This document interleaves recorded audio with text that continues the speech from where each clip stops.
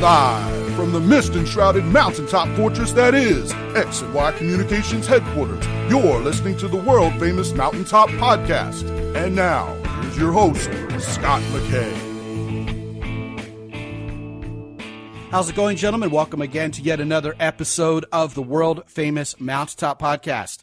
My name is Scott McKay, at Scott McKay on both Twitter and on Clubhouse. You can also find us at Real Scott McKay on Instagram. The website, as always, is mountaintoppodcast.com. And if you aren't in the Facebook group just yet, find us at the Mountaintop Summit on Facebook and join a group of guys that I am sure you're going to get along with and have good times with, posting about anything and everything related to getting better with women and being a better man in general. All right, guys, buckle up because we're going to have a bit of a different show than you're probably used to today. Now, in the past, we've talked about some things that may be classified as supernatural or whatever, and this is going to be one of those shows that's a little bit off the beaten path, but, you know, in a way, it's not supernatural. It's very natural. It's something that has been passed down from tribal tradition for years and years, and recently has re-entered the zeitgeist of human experience in a pretty big way, big enough that when this guy's publicist called me and asked me to consider having him on the show, I kind of jumped on it because this guy, his name is Benjamin Bequer with a Q, B-E-Q-U-E-R. He is the co-founding steward of Becoming, and he's quite the polymath, actually. He's studied and accomplished in lots of areas, but one of those areas that is very important to him, and maybe to some of you guys also, is the area of psychedelics, nootropics, and especially ayahuasca to enhance your experience as a man and maybe give you some insight in how to do better, including in your love life with women. So without anything further, Benjamin, welcome, man. Thank you, brother. It's such an honor to be here. Super excited to engage with your audience. Yeah, man. I mean, I have to tell you, having gotten to know you a little bit before we hit record, you are a lot like the guys in this audience. You're definitely a masculine dude. You got a great woman in your life. You're good with the ladies.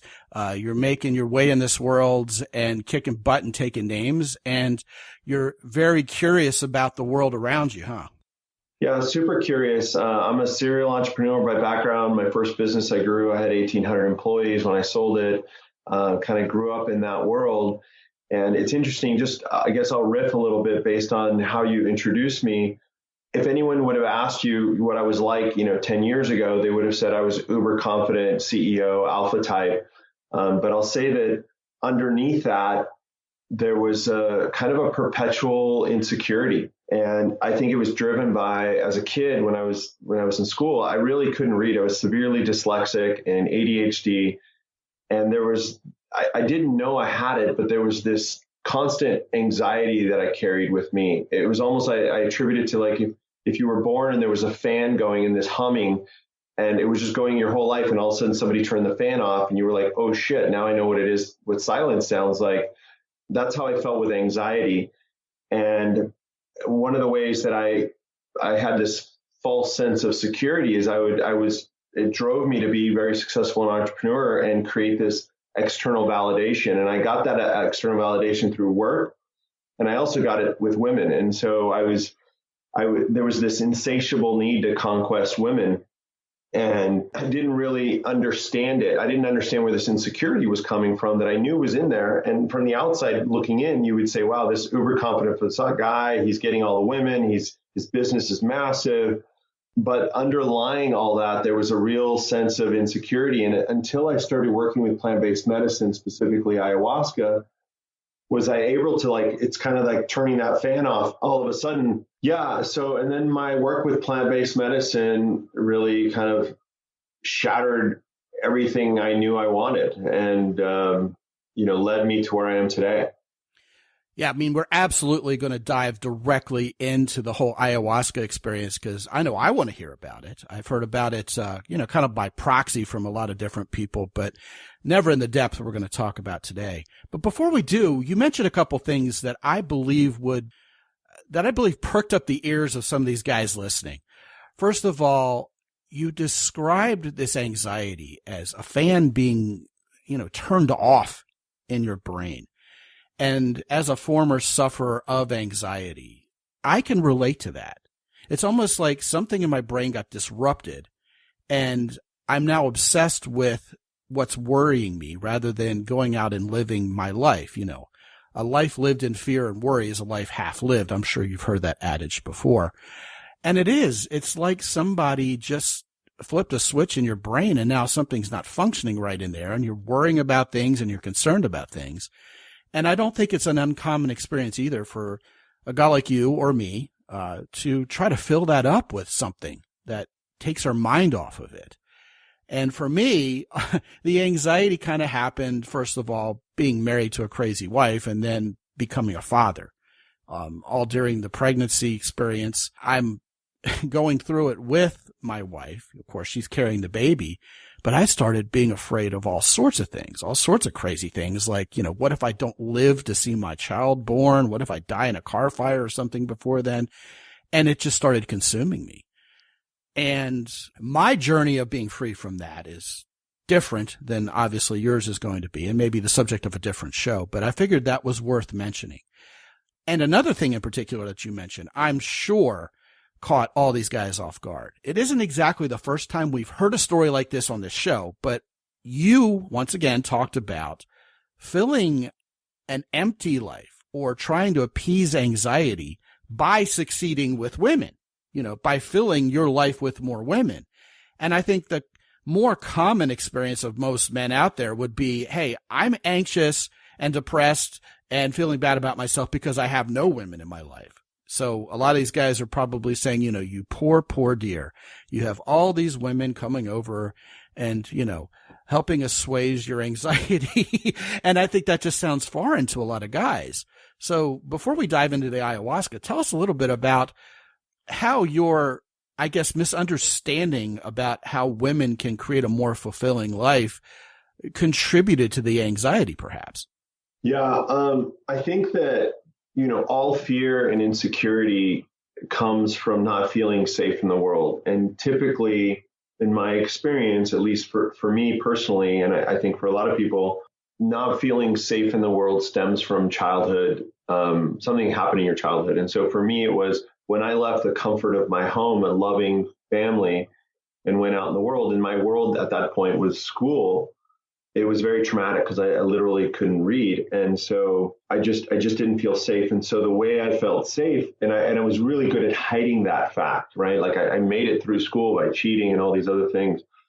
But that not feeling safe, the way I expressed it was through external validation. If I looked good to the outside world, I would feel better about myself. But it was a false sense of security. And so that expressed itself through, you know, entrepreneurial endeavors and the conquest of women. And I was the guy with the locker room talk, like, look at this girl I hooked up with, but nothing could fill that internal void.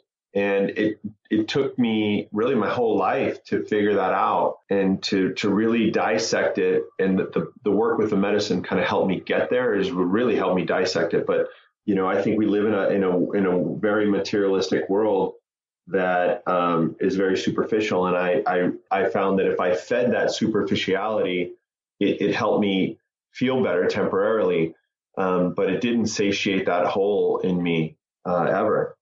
Now, this is a very interesting conversation because a lot of us, depending on our background, are tuned up inside our minds to see this leading to a religious conversion experience. You're just talking like that guy who's about to talk about how he came to Jesus or found Allah. And yet we're going to be talking about something completely different. Or is it so different, this ayahuasca experience? Because I have heard people say it is a very enlightening experience, perhaps a religious experience for many. So I'm going to let you just riff on your own story here. How did you discover ayahuasca and what transformative meaning did it have for you? Yeah, I think I'll answer, or I'll talk to the first point you made about, you know, the religious piece. I'm not religious in any kind of dogmatic way, but I would characterize myself as very spiritual. But I wasn't spiritual for most of my life And this feeling of, then I go back to, of not feeling safe in the world as a child. As I grew up, I didn't have this belief in a higher power or something greater than ourselves, this force, whether you call it spirit or God or whatever you call it. And so how could anyone feel truly safe in the world if they don't feel the world is benevolent, that the world is working for them? And so, now when I have a challenge or an obstacle come to me, I say, okay, what is this here to teach me? What is the universe, however you want to describe that, spirit, the universe, how is it serving me? Because today I believe that the universe is benevolent and working for us. And so that when something happens, there's a problem or something challenging comes up, I immediately say, okay, spirit wants me to grow. How is this? What am I meant to learn through this experience? And so that anxiety that I carried with me my whole life is gone, because now I'm like, okay, this thing that would have like rocked my world, I would have been pissed off, cussing, upset, not sleeping. Now I say, okay, this is here to teach me something so I could be a better person. How is that? And so just that reframing has been so powerful for me. And the way I got there was through plant-based medicine. Our egos and our internal defense mechanisms often resist things and suppress things.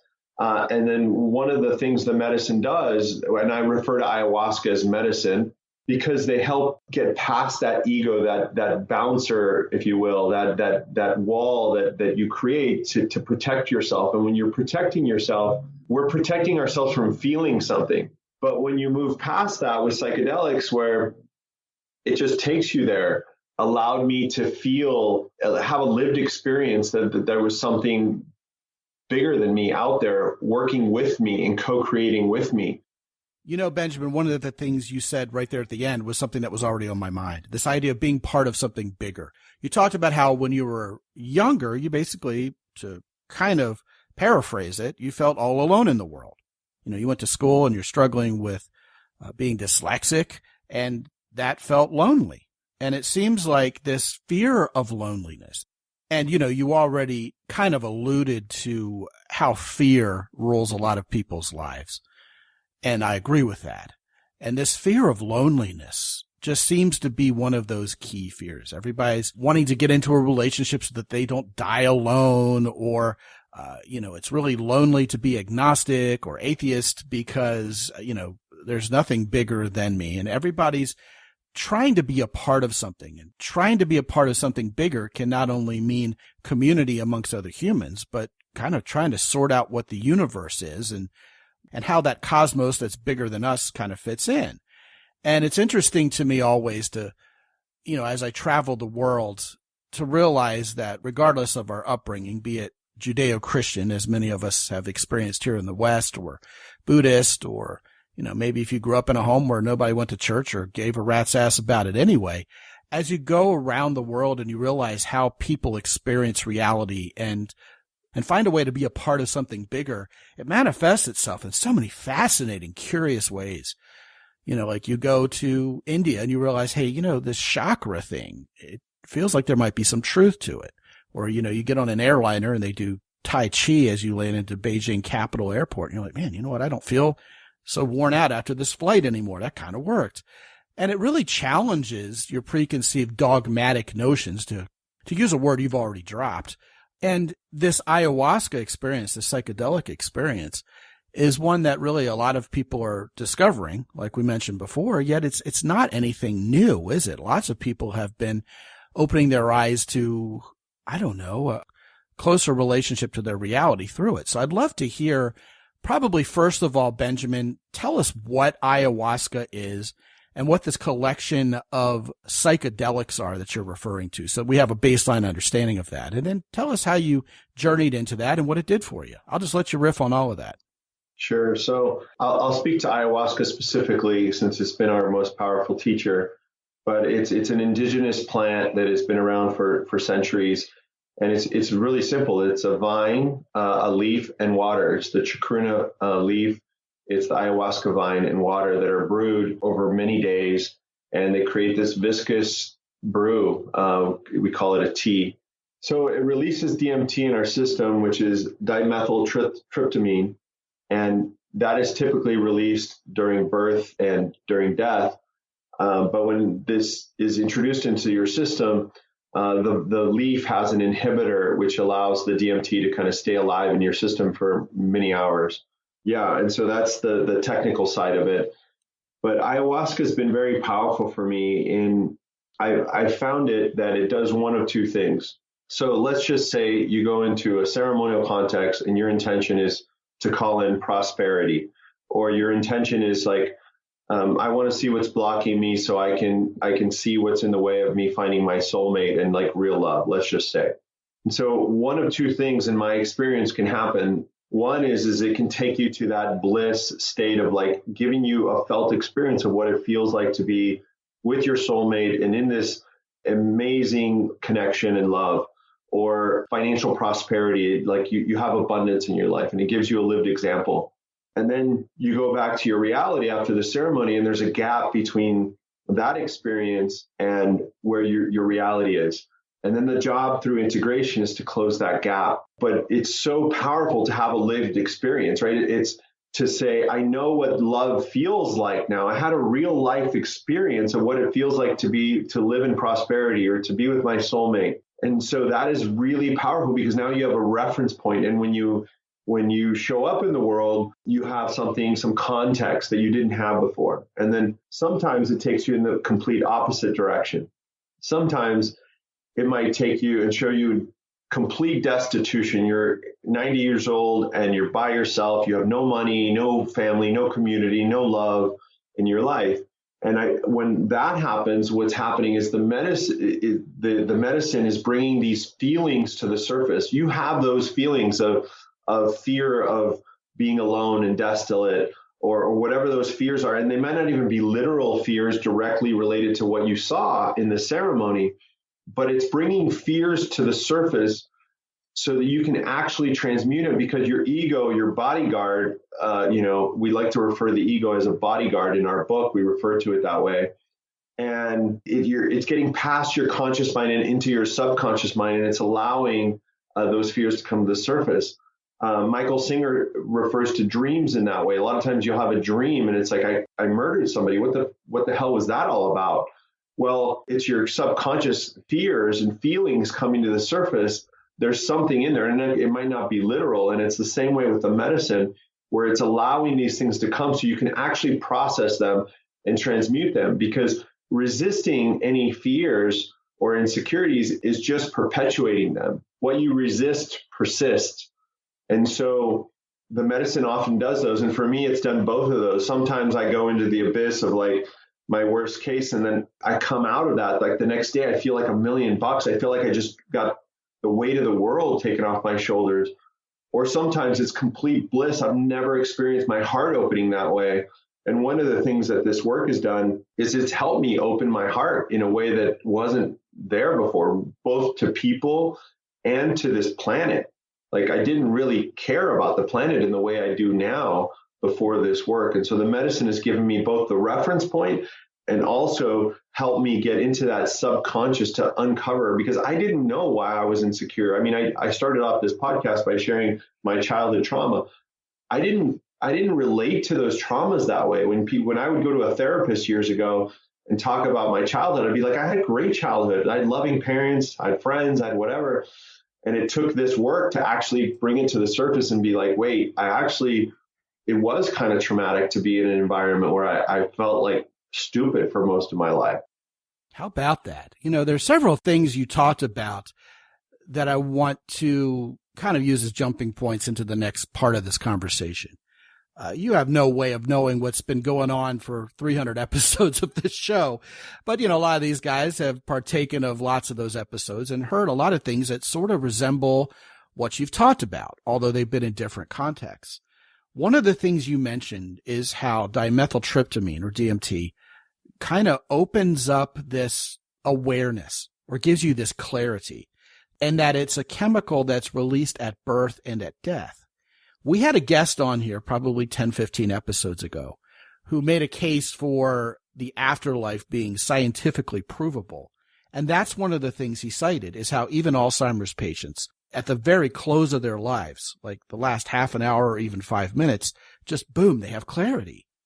And what you're kind of saying is this dimethyltryptamine is sort of a chemically induced emulation, or even perhaps not even an emulation, but the real deal that is ingested and gives you that kind of clarity that is usually reserved for, well, let's just put it frankly, when it's too late, right? Yeah, for sure. And I have used, ayahuasca specifically to get clarity when I'm really struggling with a decision or what's true. Even in my relationship with my wife, when I first met her, within a couple of weeks, I was like, wait, there's some red flags. And I was like, what does this mean? And am I making a mistake? And I went into this ceremony, and the medicine just showed me the love between us was real. And that all these things that were keeping me like questioning it was just my fear and insecurity. And so I got that clarity. And so I do believe that the psychedelics help us tap into our own ancient wisdom. It's not like some external thing. This knowing is within us. It's just so deeply buried by all our programming and fears that it's hard to tell what our truest truth is. And so it certainly helps us get the clarity and see what our truest truth is, because there's so many truths. I don't believe there is one truth typically. And so you have to have the discernment to know what the truest truth is. And in order to do that, I think you have to have tools. And it doesn't necessarily need to be psychedelics, but tools to help you get past that and into that place where you can move beyond your fears and really be with your truest truth. Yeah, it's always fascinating to really try to wrap our heads around, perhaps literally, at least in the psychological frame, just how deep our consciousness can go and how powerful our brains really are when we tap into that. You mentioned dreams, and of course we talk about lucid dreaming in this show all the time, and it's just amazing how your brain can manufacture an entirely alternate reality on the fly while you're sleeping, and you wake up going, man, that challenges everything. That was just as real. And it seems like ayahuasca is another one of these tools that you can have in your kit. You mentioned the ego, and that comes up a lot, not only on this show, but in a lot of the books that have been very popular in recent years with men. Certainly Jocko Willink talks about it in Extreme Ownership. Jordan Peterson in 12 Rules for Life. It features pretty broadly throughout that book. And of course, discussion of ego even finds its way into, say, Matthew McConaughey's book, Green Lights, which is a great book, by the way. So a lot of guys, manly men, are really coming to grips with something the head coach of the San Antonio Spurs, Greg Popovich, has always talked about. And certainly every Navy SEAL I've ever met, or anybody who has really achieved something of real import in life, seems to know innately, which is letting your ego rule you is for little boys. It's just so juvenile. It's not evolved. It's not mature. And in my mind, as we talk about on this show, the idea of being over oneself is the diametric opposite of being an ego-driven butthead. And man, people who are over themselves, who aren't trying to impress people because they're over being impressive because they don't need to be impressive to themselves anymore, are just wonderful people, especially if they have something truly valuable to offer the world and the universe, or whatever you want to put it. And it just seems like where maybe as soon ago as a decade or 15 or 20 years ago, certainly being egotistical was kind of in line with being alpha. And, if you don't have an ego, then everybody's going to bully you. It seems like so many real men, for lack of a better way to put it, have really gone the other direction and figured out, wisely so, in my opinion, and perhaps yours also, that, you got to get rid of the ego and just get real, man. Start opening your heart, like you said, and realizing that this isn't all about us and being disrespected, and, really the power of saying so what and opening up your mind to new experiences and frankly learning something new is actually kind of nice, isn't it? Yeah, I couldn't agree with you more. I guess I'd say too, just to kind of add on it, I believe that the people who show up in that way, and I'll say that I showed up for a large portion of my life in that way. The former way, the former way, with very much in his ego. And that's a practice that I work on. It's not like I got to a point where I'm not in my ego ever. But I'm certainly have had a quantum shift in the direction of kind of releasing those needs. But at the core, those come from not feeling safe in the world. And so I would say, like, I'd invite the audience to say, when we see people showing up the ego, our natural tendency is to have contraction towards that person and kind of be put off by that person. But what kind of world would we live in if, when people showed up in the ego, we had compassion for them and said, hey, there's a scared little boy or scared little girl somewhere in this person that is causing them to show up in this way, and they don't feel safe in the world.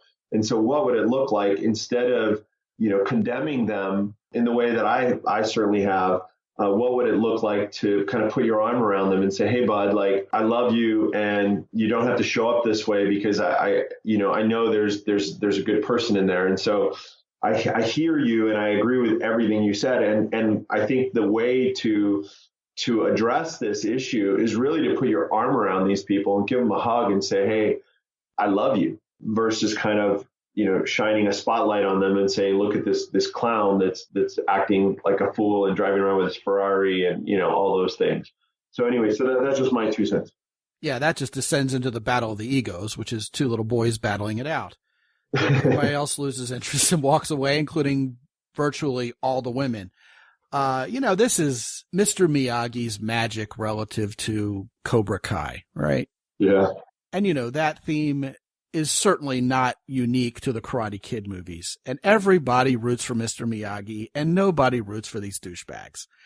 And yet so many guys think by being a douchebag, they're going to get ahead.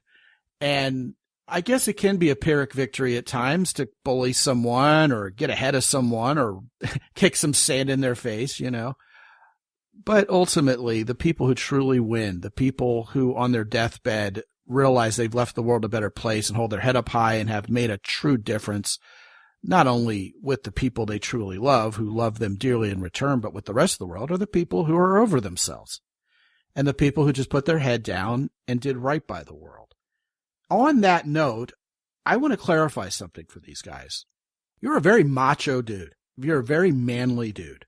And you're one of those guys who women in particular will not afford much leeway in terms of being needy, clingy, douchey, or lacking in any of these ways that exhibit confidence and strength. I know because I coach a lot of those guys, and that's a huge revelation for them when they're particularly manly looking dudes.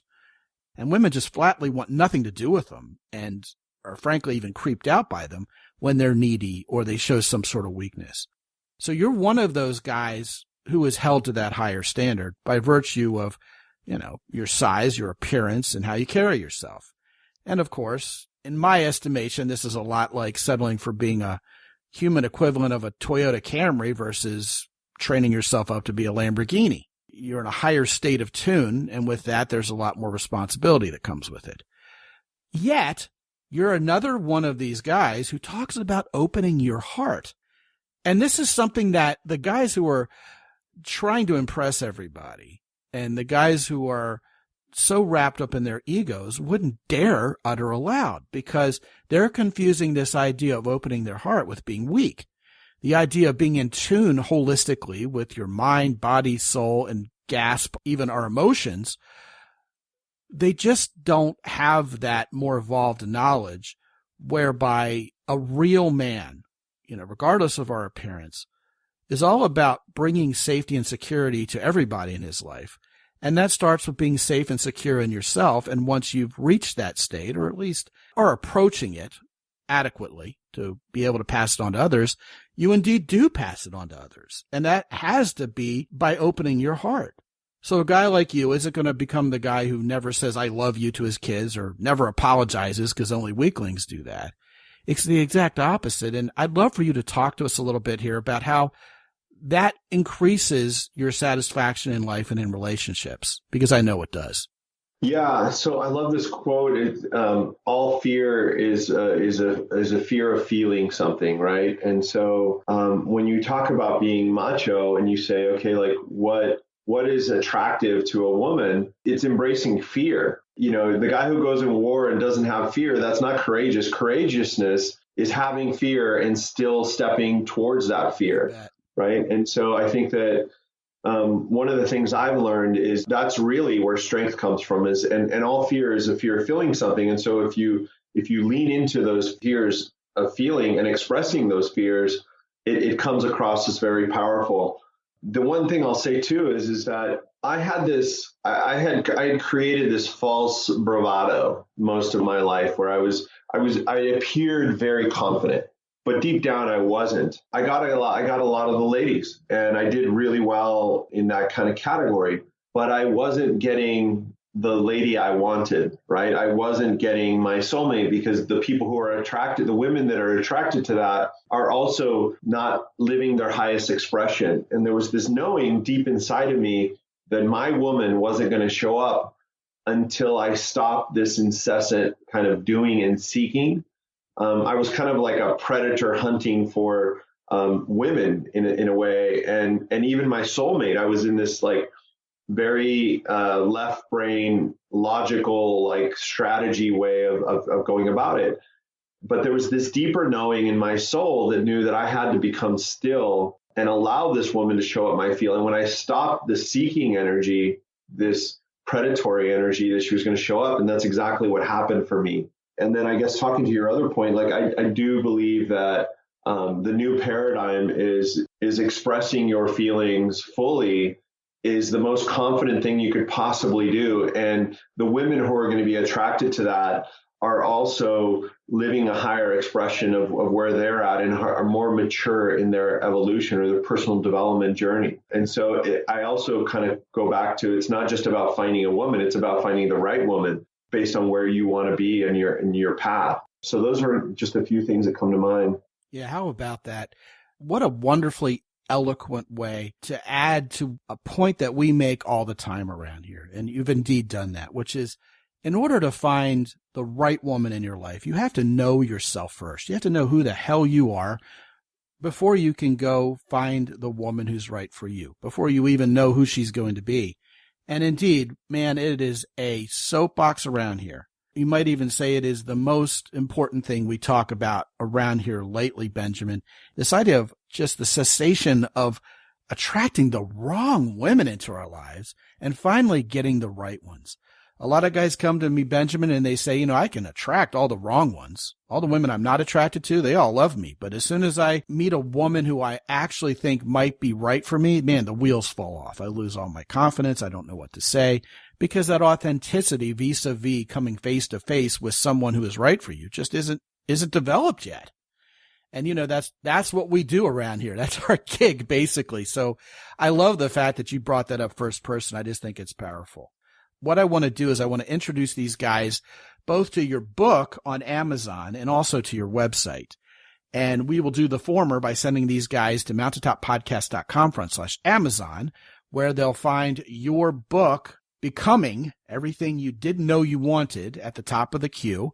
And when they go to www.mountaintoppodcast.com/becoming. Now let's spell this right, okay? BEQOMING,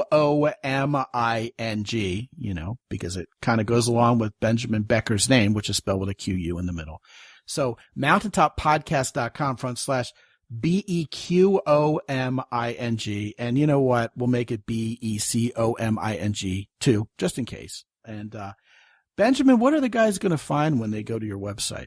Yeah, well, it's really an ecosystem that we've been building over the last 3 years, and it's really exciting, everything that's coming. But we have obviously the book, we have a couple documentaries coming, but the heartbeat of everything we're doing is the becoming process. And so we have a 6-month container we take people on where we do there's weekly homework assignments, curriculum, there's every other week, there's Zoom calls.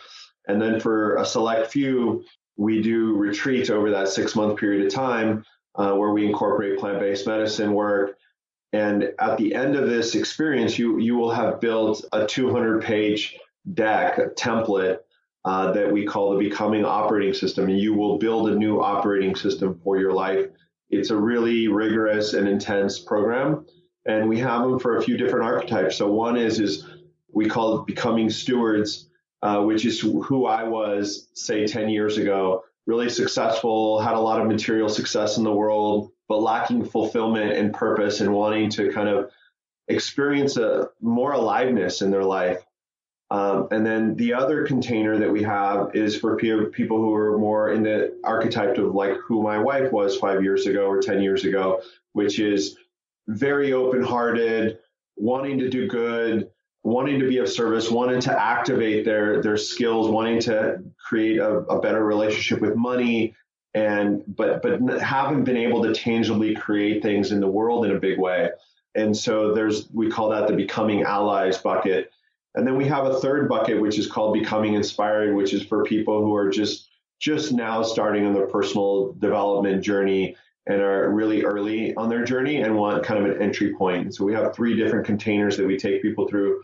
And that's the heartbeat of everything we're doing, because our book is really powerful, but a lot of times people read a book and sometimes books can be life-changing, but sometimes people need more. And so we've created this really comprehensive program that we're really excited about. Well, fantastic. So guys, make sure you go check out www.mountaintoppodcast.com/becoming, BEQOMING, and sink your teeth into everything Benjamin Bequer has been talking about here. Benjamin, it's been a great show. I'll tell you what, I think a lot of guys, perhaps even including myself, were expecting kind of a technical discussion on what ayahuasca is and maybe a deep dive into some of the other elements of it. But instead, and I think wonderfully, this has become, really a very important discussion of who we are as men and how to become better men. And that always makes for a great show. So thanks for stopping by, and we hope you'll come back soon. Thank you, brother. It's been an honor and a pleasure. Blessings. Yeah, man. Likewise. Blessings to you and yours as well. And gentlemen, I can't underscore enough how important it is for you to know who you are, know who the woman you want really is, and finally bring her into your life. That's what makes us different around here, because that subject tends to work its way into these conversations, even when guests don't know that's what we talk about so much. Man, does that message resonate with every guy I talk to. We could find the women we don't want, but when it comes to the women we really desire, something just seems to be blocking that path for us from getting here to there. Guys, we can move that roadblock and move you forward. Get on my calendar, talk to me for free for 25 minutes about how to get the right woman into your life once and for all. My guarantee to you is you will have results in advance. You will emerge from that call with something you can use to be better with women and get on that path straight away. As soon as today, you can put it in motion. You sign up by going to mountaintoppodcast.com/coach. I'm not even going to point you to the red button in the upper right-hand corner. You can go directly to mountaintoppodcast.com/coach and sign up to talk to me for free for 25 minutes. While you're at mountaintoppodcast.com in general, visit our sponsors, which include Origin in Maine, Hero Soap, and we are welcoming back the good guys at Keyport once again as full sponsors of this show. Guys, this is the coolest everyday carry device you are ever going to see. You can even open your garage door with it now. Kind of think of it like a 21st century Swiss Army knife. My son and I both carry our Keyports every day, and it's great to have those guys back in the saddle supporting this show again. Visit them by going to mountaintoppodcast.com/Keyport and find out about all the cool stuff they have. And until I talk to you again real soon, this is Scott McKay from X&Y Communications in San Antonio, Texas. Be good out there.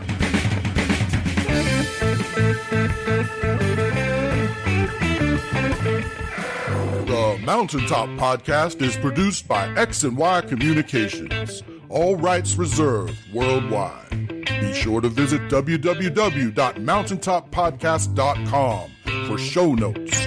And while you're there, sign up for the free X&Y Communications newsletter for men. This is Ed Roy Odom speaking for the Mountaintop Podcast.